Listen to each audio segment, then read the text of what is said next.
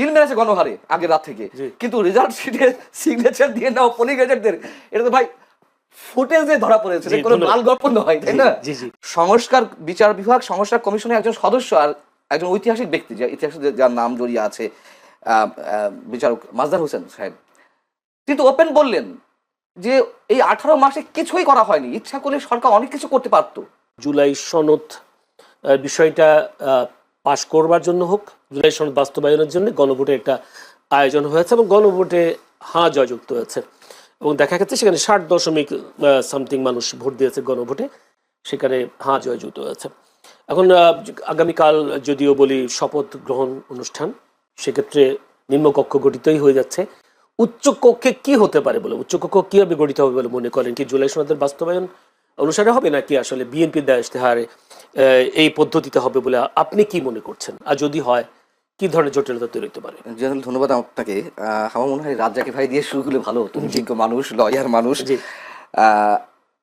যাই হোক, প্রশ্ন এখন করেছেন, দেখুন গণভোটটাই আমার কাছে বিতর্কিত, এটা নিয়ে অনেক কথাবার্তা হচ্ছে এবং এই গণভোট অনুষ্ঠানের মধ্য দিয়ে নতুন বিতর্কের সৃষ্টি হয়েছে যে গণভোটে মানুষ ভোট দিল বেশি আর সংসদ নির্বাচনে মানুষের ভোট প্রদানের হার কম, অর্থাৎ গণভোটে ভোট পড়েছে 60.26% আর সংসদ নির্বাচনে ভোট পড়েছে 59.44%, যেটা আপনি নিজেই উল্লেখ করেছেন।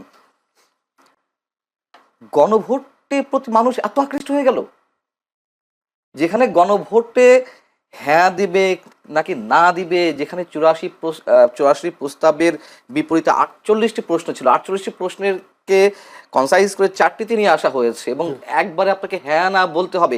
এই যে তুমুল বিতর্ক, এই বিতর্কের মধ্য দিয়ে আবার সেখানে ভোট প্রদানের হার বেশি, মানুষ যেখানে কনফিউজিং যথেষ্ট পরিমাণ করে। আপনি বুকে হাত দিয়ে বলুন তো, আপনি ভালো করে বুঝেন কিনা যে কটা প্রস্তাব দেওয়া হয়েছে, যে প্রশ্ন আপনি বুকে, আমি বুঝি না ভাই, আমি নিজে সহজ সরল ভাষায় কথা বলছি, আমি বুঝি না। অক্ষর জ্ঞান তো কিছু আছে, শিক্ষিত না হই, অক্ষর জ্ঞান তো আছে, তাই না? আমি তো বুঝি না, অনেস্টলি স্পিকিং।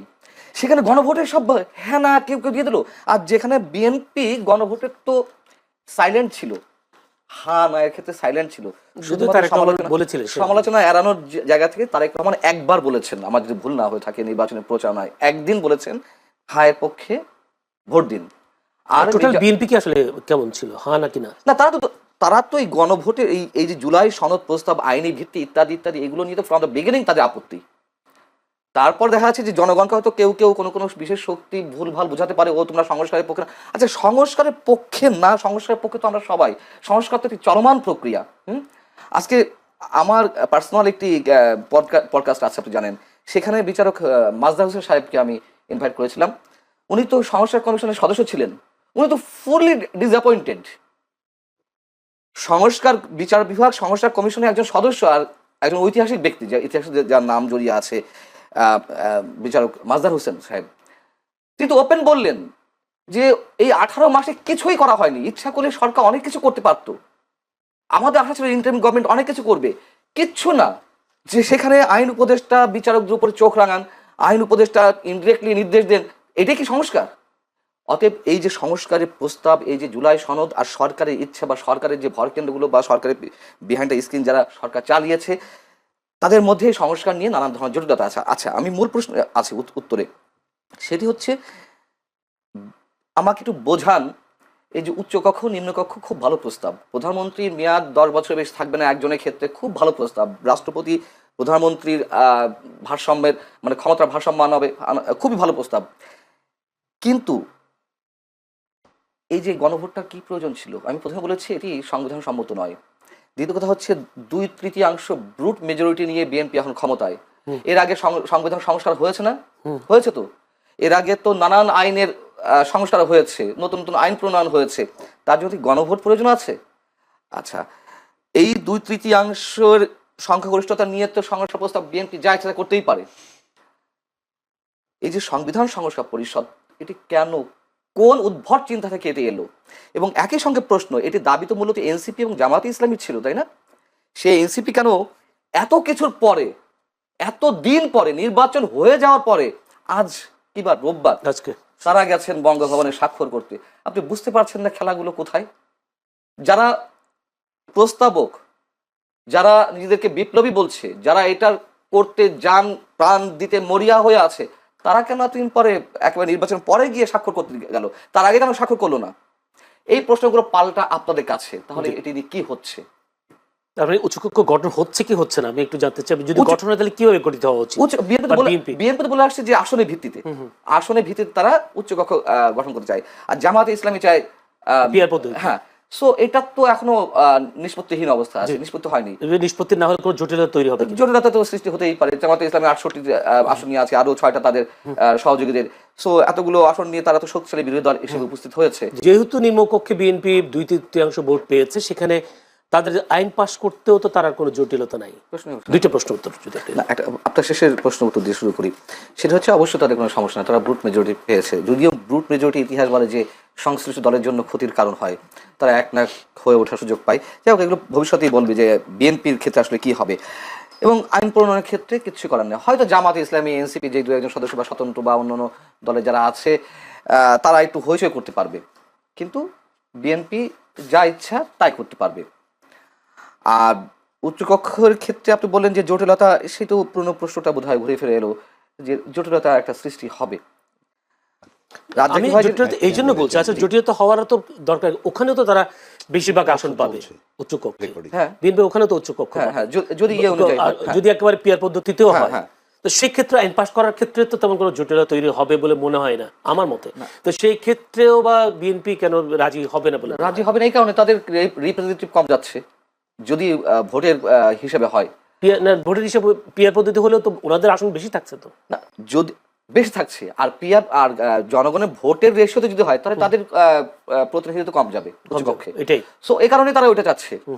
এই কারণে আচ্ছা, তারা যখন এই দাবিটি তোলে খুব ভালোভাবেই তারা নিশ্চয়ই হিসেব নিকেশ করেই কথা বলেছিল যে আওয়ামী লীগ যে নির্বাচনে আসতে পারবে না বা একেবারে বাদ হয়ে যাবে, তারা কিন্তু এই হিসাবটা মাথায় নিয়ে বলেনি।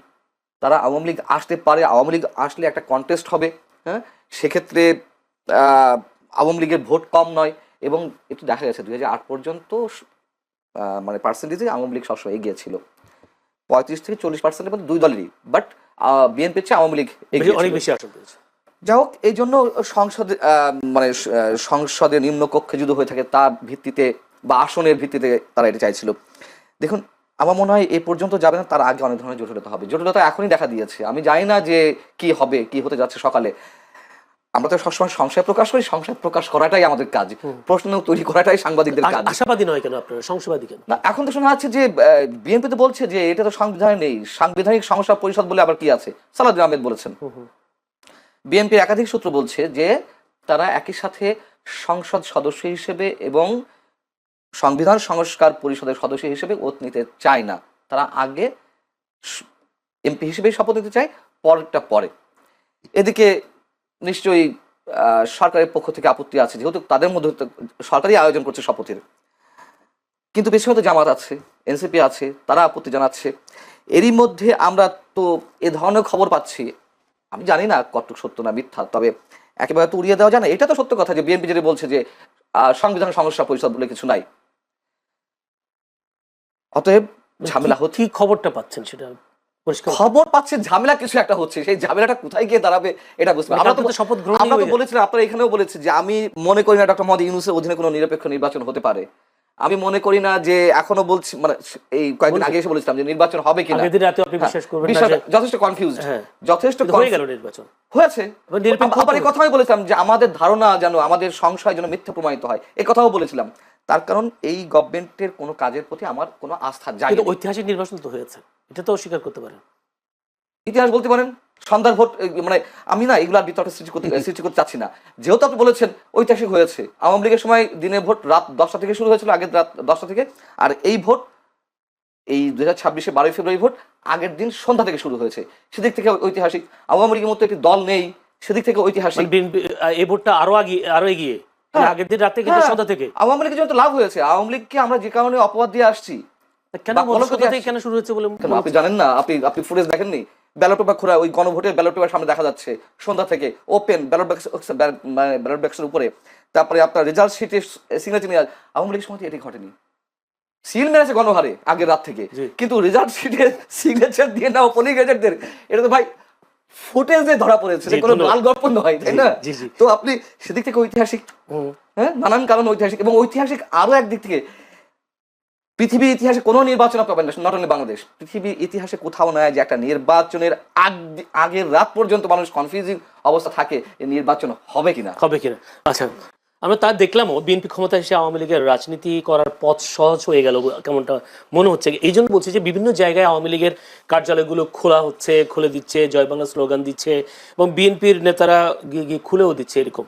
তাহলে কি বিএনপি ক্ষমতায় আসার কারণে আওয়ামী লীগের রাজনীতি করার পথটা সহজ হয়ে গেল কিনা? খুব স্বাভাবিক, খুব স্বাভাবিক, যেটি রাজাকে ভাই বলেছেন, সেই কারণে আওয়ামী লীগ খুশি। অন্তত রাজাকে ভাইয়ের এই পর্বের এই বক্তব্যে আমি সম্পূর্ণ একমত। সবাই খুশি, আমরা সবাই রাজা। এখন বিষয় হচ্ছে যে শুধু আওয়ামী লীগ, বিএনপি বা যার যা জায়গা থেকে খুশি তা না। দেখুন, এটি বাস্তবতা। বাংলাদেশের মানুষ যে দলই করুক না কেন, আমি সবসময় একটি কথা বলি, 80 থেকে 90% মানুষ মুক্তিযুদ্ধের চেতনায় বিশ্বাসী। সেই মানুষগুলোও খুশি। মানুষের মধ্যে তো একটা আতঙ্ক ছিল, একটা আশঙ্কা ছিল, অথবা আর একটা অংশের মধ্যে আশাবাদ ছিল জামাত ক্ষমতায় চলে আসছে। ম্যাটিকুলাস ডিজাইন দিয়ে হোক, সেটা ইঞ্জিনিয়ারিং করে হোক বা মেকানিজম করে হোক, জামাত ক্ষমতায় চলে, অথবা ভোটের মাধ্যমে, মনে করেন যে কোনো কোনো একটা অংশ তারা বলছে ভোটের মাধ্যমে জামাত চলে আসবে, তারা ঠিকই বলছিল, আবার আতঙ্কও ছিল। আপনি নিশ্চয়ই, আমি আর কাউকে না দিয়ে উদাহরণ না দিই, আমি তো একজন সিটিজেন হিসেবে, একজন সাধারণ মানুষ হিসেবে আমি তো চাই স্বাধীনতা বিরোধী কোনো শক্তি ক্ষমতায় না আসুক। হ্যাঁ, সেদিক থেকে আমিও খুশি, অন্তত এই জায়গা থেকে। গুড, আমি- সেটাই তো বলছি, জি ভাই, সবাই খুশি। এটা তো বলতে হবে। তার কারণ এই যে স্বাধীনতা 54 বছর পর এসে এখনো এই যে এনসিপি, আমি সব নেতাদের কথা বলছি না, এনসিপির বিশাল একটা বিশেষ একটা অংশ অথবা জামাতের একটা অংশ, তারা মুক্তিযুদ্ধকে যেভাবে খাটো করেছে, এটা তো মেনে নেওয়া যায় না। এবং 18 মাস, জয়নুল আপনি বলুন, নিজেকে আদালতের কাঠগড়ায় দাঁড় করেন, মনে করেন যে সাক্ষ্য দেন, আপনি কি নিশ্চিন্তে থাকতে পেরেছেন? মানুষের জীবনের নাভিশ্বাস উঠেছে নিরাপত্তার দিক থেকে। নতুন যে মবতন্ত্র কায়েম হয়েছিল, যে মানে কখন কে মবের শিকার হবে কেউ বলতে পারছিল না, এবং এইগুলো কে ঘটিয়েছে? সবাই মিলেমিশে ঘটিয়েছে, জামাত ঘটিয়েছে, বিএনপি লোকেরা ঘটিয়েছে, এনসিপি এখন ঘটিয়েছে। কি আশা করেন সামনে মতন্ত্র হবে কি হবে না? কি আশা? কমবে তো বটেই, তো কমবে বটেই, মানে একেবারে যে বন্ধ হয়ে যাবে রাতে তা না, তবে অবশ্যই কমবে এবং একটা সময় বন্ধও হবে, এটুকু আশা করি। এবং তারেক রহমান যে আশাবাদ মানুষের মনে জাগাচ্ছে, মানে আমি তো প্রথমে বলেছি, ব্রুট মেজরিটি অবশ্যই খারাপ দৃষ্টান্ত হয়ে আছে যুগে যুগে। এবারও যে খারাপ হবে না তা বলা যায় না, তবে আমরা আশা করতে পারি। তিনি তারেক রহমান সব বিরোধী দলের নেতাদের বাসায় গিয়ে গিয়ে দেখা করছেন, এটা নতুন সংস্কৃতি, অবশ্যই এটা ভালো উদ্যোগ। এবং আওয়ামী লীগের রাজনৈতিক কার্যালয় আপনি খোলার কথা বলেছেন, এটা তো আসার কথা। দেখুন, এটা তো বাস্তবতা। আওয়ামী লীগের নেতা কর্মীরা যারা অন্যায় করেছে, অপরাধ করেছে, চুরি করেছে, বাটপারি করেছে, গুম করেছে, খুন করেছে, তাদের সবার বিচার আমরা চাই।